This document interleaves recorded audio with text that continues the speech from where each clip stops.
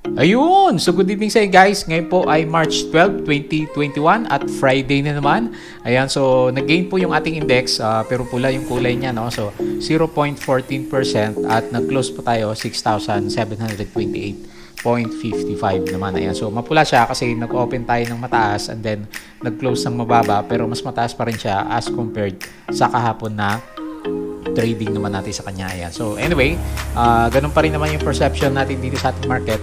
Medyo weak pa rin siya kasi iniinda po niya yung dami ng ating COVID cases naman. Pero siguro, nag-stay siya dito sa 6,700 level kasi nga merong lumalabas na mga news naman na ayaw nang bumalik ng ating government sa MECQ. Yun din naman yung position ni President Duterte nung nakaraan. At ang sabi nga niya is kailangan niya lang maraming magkaroon ng inoculation para mabuksan niya po yung ating economy naman. Ayan. So pag-usapan po natin yung ating mga trending stocks sa ngayon. So si dito, maganda yung galawan niya for the day. Si PHA, hindi masyadong gumalaw. Si ACE-N, nag-gain din siya. Si Apollo, nag-correct. Merrimart, ganun din, hindi rin maganda. Si LRW, so isa sa mga trending natin sa ngayon kasi maganda yung gain niya. Si TBGI, umakyat pero bumagsak din yata yung kanyang price action. So tignan po natin mamaya. And then pag-usapan po natin yung ating PSCI index naman. Ayan, so mga bago po dito sa ating trading channel. So as usual, disclaimer po tayo. So nasa sayo po yung decision ng mga pag-buy, pag-sell, or pag-hold ng mga stocks. At ito nga pong ginagawa natin is nag-aaral lang po tayo with regards naman sa technical analysis. Kaya madalas kong sabihin sa inyo guys, puntahan po natin yung mga stocks na merong laman, yung may fundamentals para kahit ngayon nagko-correct po yung ating market, hindi ka masyadong kabado sa kanya kasi alam mo, babalik din yung kanyang price kapag medyo nag-normalize na po yung ating economy naman sa kanya. Pero yun nga, syempre, pag nag-long term ka sa kanya, iindahin mo yung yung pagbagsak ng ating mga stocks or pag trading naman yung goal mo sa isang stocks is matuto tayong mag-manage ng ating risk naman sa kanya. Okay? So sa mga baga po dito sa ating trading channel, as usual, please don't forget to subscribe dito po sa ating Palabi Trader na YouTube channel naman. So Friday, ayan, so time to learn dito po sa ating stock market. So kahit pabagsak siya, marami po tayong pwedeng gawin naman para ma-improve po yung ating mga skills dito sa ating market. So, pwede mong balikan yung ating mga previous vlogs and then, kasi daily halos meron tayong upload, yung ating mga company reviews. Ayan, so oversubscribe si DDMP REITs. Last day niya is March 16 kung hindi ako nagkakamali. So, mukhang open pa sa PSEEC. Pero sa mga brokers po natin is close na po siya. So, wala na akong makita dito kay CUL Financial. Ayan. So, panoorin mo po yung mga videos natin with regards sa ating mga companies and then yung mga sample trades natin. So, ito yung time na kailangan balik-balikan natin yung ating mga trades para alam po natin kung paano tayo nag-gain dito sa ating stock market. So, meron tayong mga examples dito na ginagawa sa kanya. So, nagkakaroon tayo ng mga vlog. Pero lately, hindi ko na siya ma-upload kasi nga medyo busy po tayo sa stock market. Kaya nga, bantayan mo po yung mga post natin sa ating Facebook account. And then, ito nga po, yung ating mga basic indicators. Ayan. So, mag-aral tayo guys para makita natin yung direction ng ating market. And then, kahit yung mga basic lang. So, hindi naman ganun kahirap yung magtingin sa chart. So, siguro naman lahat tayo is nakatingin ng chart. So, madali lang yung pag-aralan siya kasi Tagalog naman yung mga explanation natin sa kanya. Then, ito nga, yung mga risk management po natin. So, kung trading, especially sa mga traders, kailangan po natin yan kasi ayaw po natin na naiipit yung capital natin. So, kung ayaw niya talaga, di iwan muna natin and then balikan natin yung stocks na gustong-gusto natin pag medyo okay na po yung galawan naman niya. So, iba po yun sa ginagawa ng mga long-term investors as compared sa mga traders naman natin. Kasi ako personally, trading kasi yung madalas kong gawin dito sa ating stock market. And then, follow mo din lang ako dito sa aking mga social media. Dito po sa ating Facebook page na Palabi Trader. So, ito yung sinasabi ko sa inyo guys. Pag meron tayong mga successful trades or lessons na nakukuha dito sa ating market, so, pinopost ko na lang po dito. So, tingnan nyo na lang. Indicators lang naman yung madalas natin gamitin. So, sa mga news, pwede rin maging catalyst siya. Pero mas madalas, technicals po yung gamit naman natin sa kanya. Ayan. So, pinopost ko na lang dito para magkaroon po kayo ng idea doon sa mga trades po natin. And then, yung ating mga reviews, pinopost po din natin dito si Mondinisen, baka hindi mo po siya napanood, para may idea ka na sa kanyang initial IPO naman na gustong puntahan dito sa ating market. Ganon din po yung ating Facebook page na Palabi Trader is i-check mo na rin po kasi nagpo-post po din tayo dito ng mga informations naman. So, sa mga news, mga kasama natin na mahilig sa news, as a catalyst. So, pwede pong sundan yung ating Palaboy Trader na Twitter account. So, madalas tayong mag-post or mag-retweet ng mga information dito. So, ito nga yung medyo nakakabahala sa akin guys, di ba?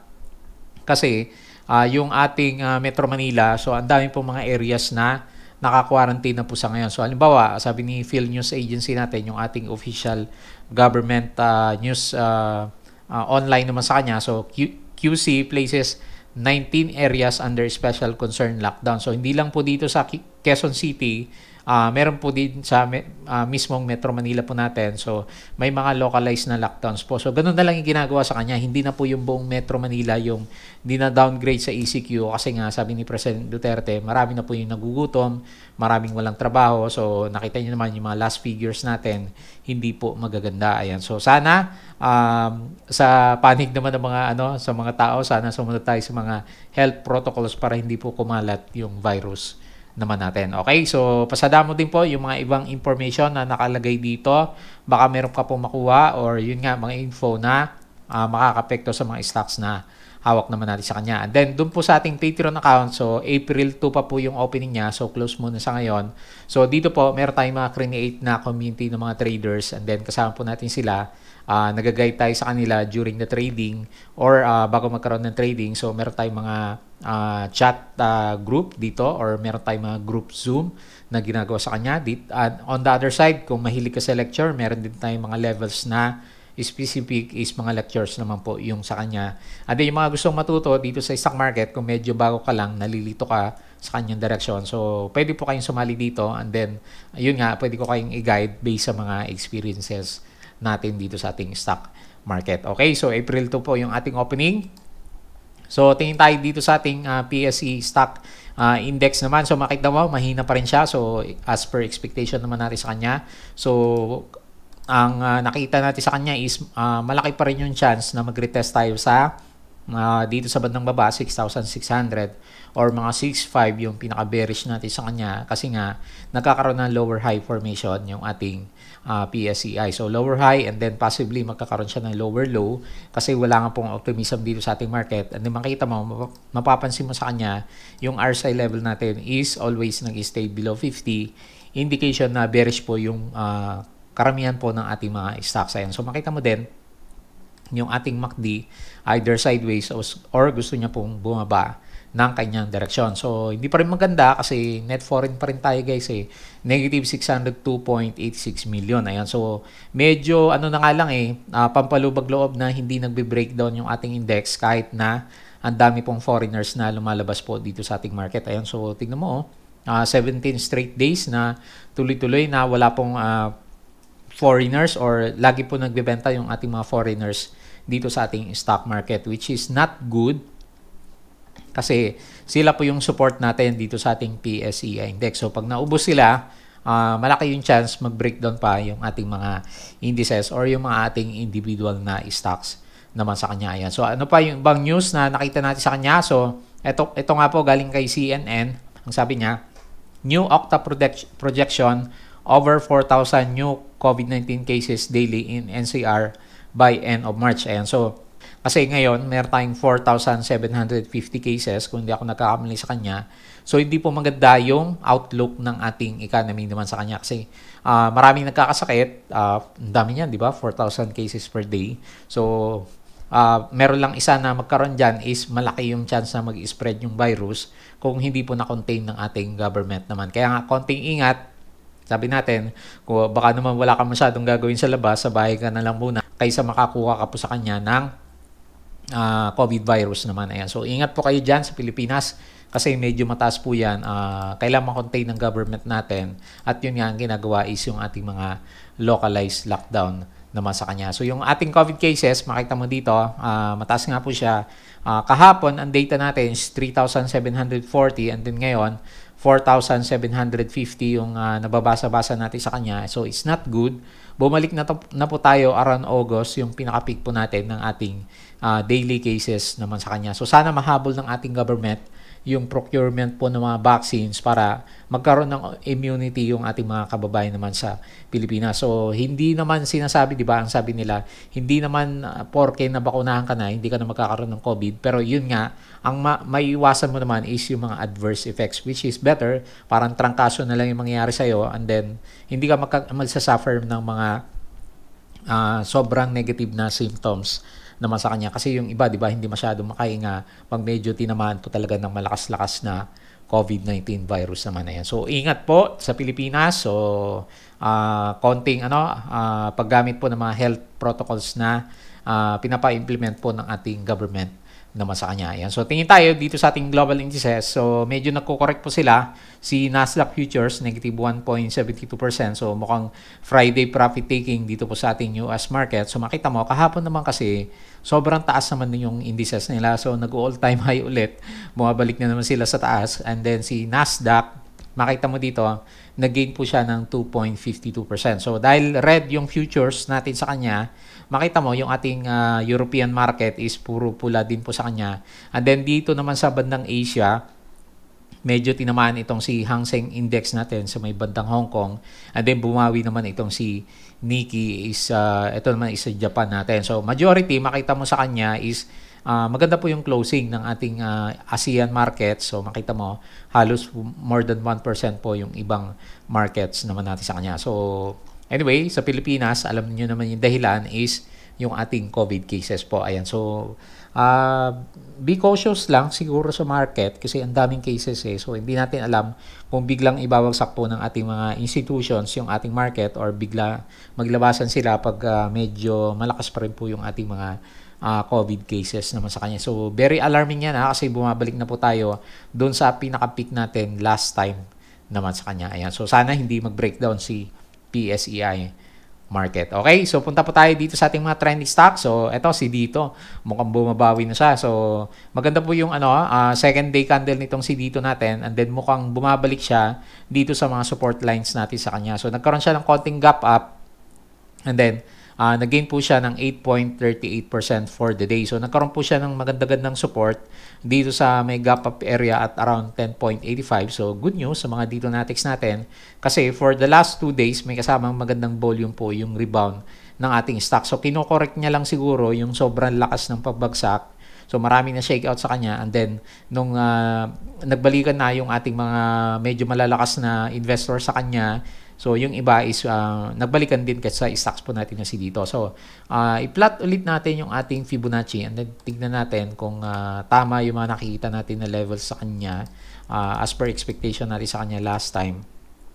Kahapon, ang sinasabi natin madalas is either mag-fill the gap siya or dito sa 12.6. So, makita mo ngayon, yung galaw niya is halos nagko-confirm dito po sa ating Fibonacci. So, yung ating gap up sa kanya is halos sakto dito sa resistance ng ating Fibonacci naman. So ngayon, ang tendency niya pag maganda po yung market natin by next week is mag-fill the gap naman siya dito sa 12.08. So support natin sa ngayon yung 10.85. Tingnan natin kung magkaroon siya ng retest or alin dyan yung mauna. So ang sinasabi kasi ng Fibonacci either dito sa 12.58 kasi may gap dito pwedeng resistance or initially dito sa may gap area natin at 12 pesos naman. So, ilalagay ko muna sa 12.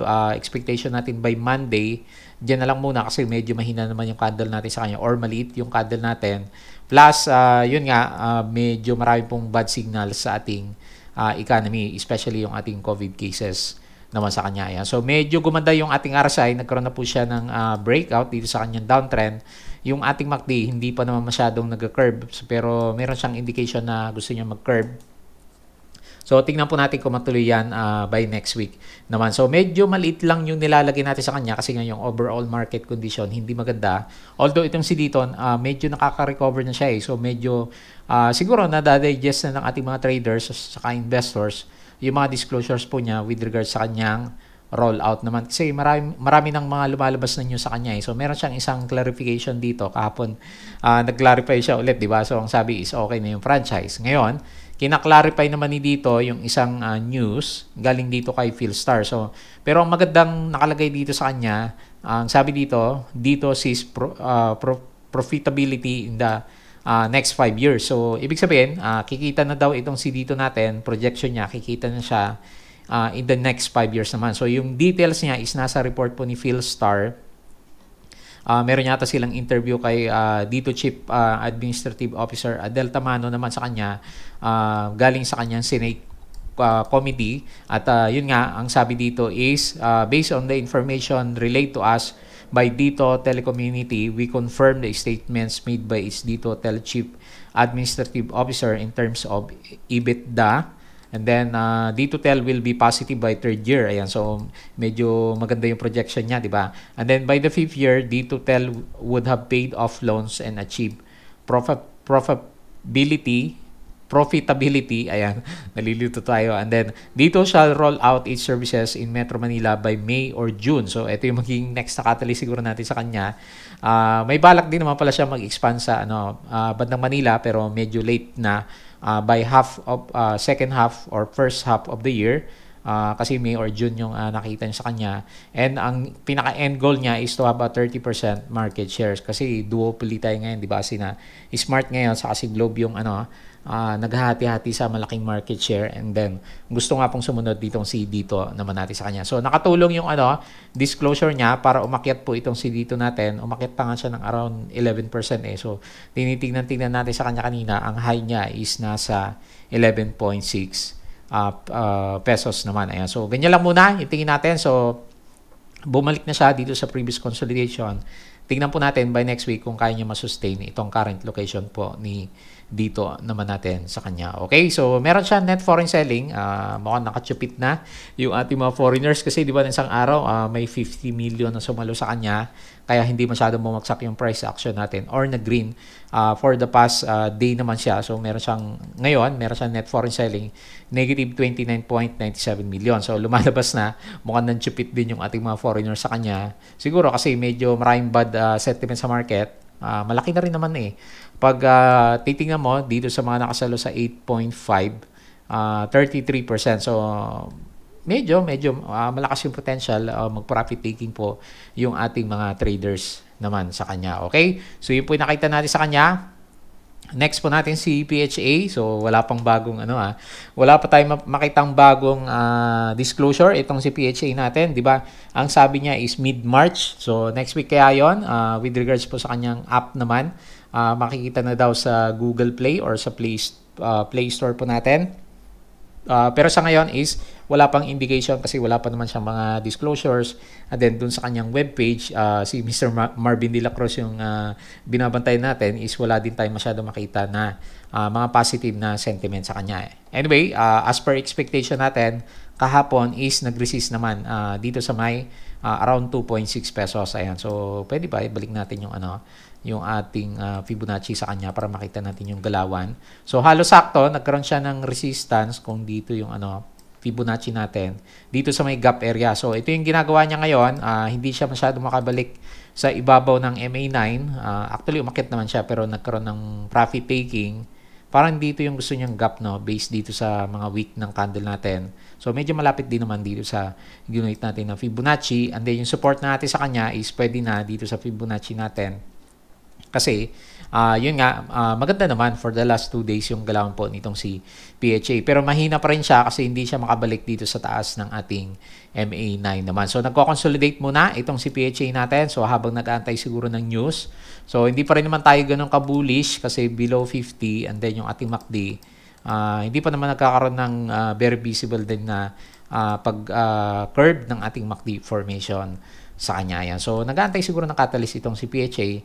Meron po siyang negative 4.02 million na net foreign selling naman. Okay? So, next po natin si ACE-N. Ayan. So, maganda yung galaw ni ACE-N for the day.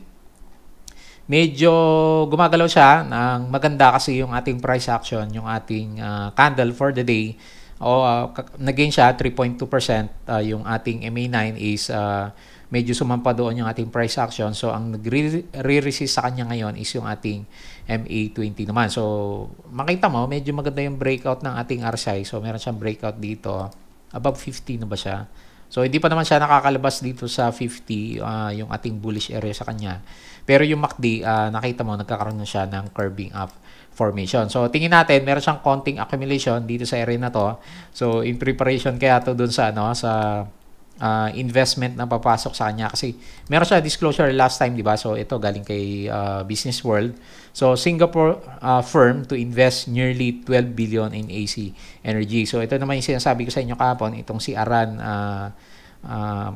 galing po ito sa Singapore natin sa kanya. So may papasok na shares. So hanapin lang natin, hindi ko makita yung Aran Investments po natin. So ang sabi niya, an affiliate of Singapore firm, GIC Private Limited, si Aran nga po yan, yung sinabi natin kahapon, will be investing 11.88 billion in AC Energy. And then, yun nga, around 4 billion shares at 2.97 pesos per share naman. So, kumita na kagad itong si Aran Investments natin sa kanya, kahit na papasok pa lang siya. Pero anyway, pag pumasok kasi itong si affiliate ni GIC Private Limited, makakaroon ulit ng panibagong capital na halos 11.88 billion itong si AC Energy, which is good in the long term kasi meron po siyang capital para mag-expand ng kanyang business. Hindi pa lumalabas yung earnings niya pero alam niyo na, di ba, nagkaroon siya ng earnings na 3.8 billion pesos, which is very good para masustain po nitong si ACN yung kanyang growth naman. Ayan. So, medyo nagbubulish tayo sa kanya, no? Mataas yung guhit natin. So, ilagay ko lang muna dito, 7.6. So, pwede namang mauntog siya dyan kung mahina po yung ating market. Ibig ko sabihin, yung ating COVID cases is patuloy na umakyat. Medyo risk-averted yung ating mga investors. So, baka mahirapan siya lumampas dito sa 7.63. Anyway, it's a good trade for the day. Yung galaw niya, although maliit lang naman, pero makita mo, nagkakaroon na ng reversal yung direction po niya. So, hindi kagaya ng ibang stocks natin na bumagsak, ngayong araw na to is nagre-resist pa rin yung kanilang mga price action naman. So, meron siyang meron siyang maliit na net foreign selling, negative 683.99 naman. Okay, so next po natin yung ating barko, si Apollo. So, ganun din. Nagkaroon po siya ng malakas na resistance. Yung nilalagay natin sa kanya kahapon is dito sa mga previous support at 0.2333. So, sa ngayon, medyo mahina siya. So, maghahanap pa muna ng support itong si Apollo naman natin. So, tingnan mo na maigi kung ano yung gusto mong puntahan sa kanya kasi medyo mahina po yung ating mga indicators pa kay Apollo natin. So, last time, may mga lumalabas na disclosures or rather mga notes itong si Apollo natin. 'Di ba, nagkakaroon sila ng discussions doon sa may bandang Cagayan kasi may mga nagrereklamo pero sinettle naman nila 'yon based sa disclosure ni JDBC natin sa kanya. So hindi ko nagkakamali sa pangalan niya. Medyo settled na yung yung mga environmentalist natin doon. So pero ang problema kasi yung paglalayag ng barko niya pag-start ng operations is sabi nga is end ng March or early part ng April. Kaya ganyan, wala tayong masyado makita na optimism sa kanya price action naman. Okay, hanggang dyan lang muna yung tingin natin sa kanya. So, maghanap siya ng support kasi medyo mahina siya, hindi siya makalampas dito sa ating MA9. So, ganun din naman yung ating MACD, medyo mahina pa rin po itong si Apollo naman natin. Okay, next po natin si Merrimart. So, hirap din itong si Merrimart natin. So, anyway, nagkakaroon na siya ng support. Siguro strong support na, no? 4.7 kasi 4 days.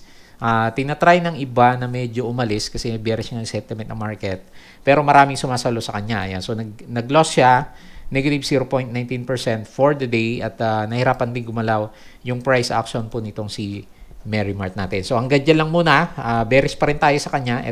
Dito kay Merrimart. Kasi nga kulang na kulang yung price action natin sa kanya. So, nandito pa rin siya malapit sa ating oversold. So, hindi pa rin good yung sentiment natin sa kanya.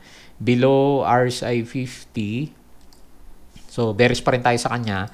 And then, ganun din yung ating MACD. Kita mo naman, medyo malakas po yung tendency na magbentahan pa sa kanya kasi yung blue, masyadong malayo pa rin po dito sa ating red line naman. So, ang catalyst natin kay Merrimart, so by April, tingnan natin yung kanyang wholesaling business, kung makatulong po siya.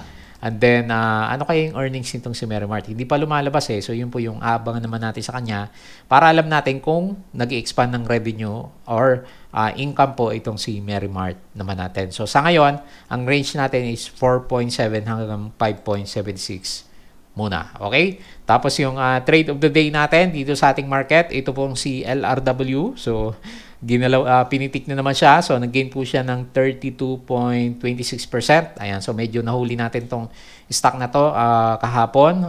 Nakabili tayo dito sa candle na to. So tinitignan ko kasi siya kasi 'di ba pinag-usapan siya last time kasi nagkaroon nga siya ng malakas na spike. Pero ito nga medyo nagkaroon ng profit taking. So meron siya isang green candle dito pero nanghina pa rin siya kasi nang-boost pa rin siya. Pero pagdating dito sa area na to, nag-bounce siya ng 2 beses dito sa ating MA20. Kaya nung tinignan ko siya, tapos sinukat-sukat natin sa Fibonacci, parang sakto sa Fibonacci yung current location naman natin sa kanya. Kasi ito yung area kung saan maraming pwedeng sumalo sa kanya, 0.786. Kaya nga yung nakalagay doon sa drawing natin sa kanya, ang expectation ko is hanggang dito lang sa 1.9 naman. Pero umakyat pa siya until 2.26 naman. Ayan. So dahil dyan, hanggang dyan yung galaw niya, yan yung initial na resistance natin and then yung support, bantay mo is nasa 1.9. Tignan po natin by next week kung laruin ulit itong si LRW naman natin. Ayan. So okay yung ating RSI and then nag-recover yung ating MACD kasi medyo malakas po yung galaw niya, 32%. So laki niya, di ba? Isang araw lang. So tingnan natin sa 5-minute chart kung anong oras siya medyo pinitik. Tingnan natin. So around pinipitik-pitik na pala siya. So, umakyat siya around 9:30, medyo nang hina. Pero dito sa 9:50, nag-upisa ng packeting yung price ni LRW. Ang problema nga lang, huminto siya. And then, nag-stagnant na siya dito sa around 2 pesos level naman. Okay, so yan po yung expectation natin sa kanya by next week. So, tingnan mo na lang. Sana hindi mabasag yung support na 1.9 pesos. And then, kung sakali, mag-retest siya dyan, mag-stay lang siya dyan dito sa ating MA9 para maganda yung reversal direction or continuation ng uptrend nitong si LRW. Yun nga lang, ang laki naman ng kanyang price channel. So, konting ingat guys pag sumasalo kayo kasi nga very volatile po itong si LRW naman natin. And then lastly, si TBGI. So, pinag-uusapan na naman si Starlink, di ba? So, pero alam ko si Converge yung merong connection sa kanya. Pero pumitik din itong si TBGI natin. Siguro, yung news na nakita natin sa mga posts is yung ating mga meron kasi yatang directive si President Duterte, yung mga satellites natin. So, di ba meron satellite business itong si TBGI. So, kaya siguro pumitik at pinag-usapan po yung ating stock naman si TBGI. Pero anyway, overall picture, uptrend itong si TBGI kasi kahit ang papangit ng candle niya, puro red, puro chupit yung nangyari sa kanya, makita mo, pag sumilip ka sa overall na galaw, parang may gustong puntahan itong si TBGI naman natin sa kanya. Ayan. So, meron siyang tight consolidation dito sa area na to. Tingnan natin kung mag-materialize yan for the coming few days naman. So, kasi ito lang yung tingnan mo yung RSI niya. So, above 50, although ngayon parang sell off eh. 2 beses na, 3 beses na hindi makalabas. So, maghahanap muna siya ng support. Yung ating MACD, hindi makasabay. So, pabagsak pa rin yung kanyang direksyon. Hopefully, makabasag siya dito. Dito na lang tayo maging bullish kay TBGI based sa kanyang technical charting naman. Kasi meron siyang, meron siyang pwedeng puntahan. Meron tayong resistance dito sa 0.6536 naman sa kanya. Pero hanggat hindi siya nagkakaroon ng breakout dito sa 0.52 level, so consolidation muna yung nakita natin kay TBGI naman. Okay, so yun po yung ating mga reviews for the day. So weekends, mag-aral tayo guys. So backtest yung backtest yung pinaka natin, pinaka pwede mong practice dito sa market kung gusto mong matuto. So, pwede mong balikan kasi yung history ng ating mga stocks, especially kung bearish, para alam mo po yung ginagawa mo sa kanya. So, kagaya ng mga ginagawa natin sa trading, nakapag-trade tayo ng mga bounce, kasi previously, na-experience na po natin sila. Kaya, pag nakakita ka ng mga setup na gano'n, merong chance na tumalbog yung mga prices kung medyo naaral mo yung mga setups na gano'n. So, ang tanging paraan para maaral mo siya is backtesting po. So, meron tayong video dito sa ating channel. Pwede mong tignan and then pwede mong itry para ma-practice po, especially kung medyo nahirapan ka dito sa ating stock market at hindi ka pa masyadong marunong magbasa or interpret yung mga galawan ng mga news sa kanang ating index. So, kulang ka siguro sa experience. Pero yun nga, backtesting po yung makakatulong naman sa atin. Okay, so yun lang. Mag-aral tayo over the weekends.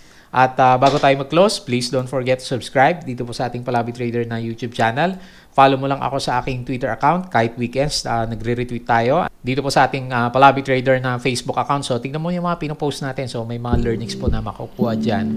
Kasama na yung ating mga vlogging dito po sa ating mga posts naman. Okay, so follow mo din yung ating Facebook page na Palabi Traders naman. Okay po, so antabayan natin yung mga news. Hopefully, wala na masyadong massive na lockdown sa Metro Manila kasi parang ganun na rin yung nangyari sa kanya eh. Kasi nila-lockdown maraming barangay. So, sa sobrang dami, parang ang effect is MECQ din naman dyan sa Metro Manila. Okay, so sana po hindi siya matuloy as MECQ with regards naman dito sa ating mga business kasi kawawa din naman yung mga nagtatrabaho. So, hopefully, makontrol po ng ating government yung pagdami po ng ating COVID cases. Ayan. So, yun lang. Maraming salamat po sa inyong panunood at pakikinig. Happy weekends po sa inyong lahat.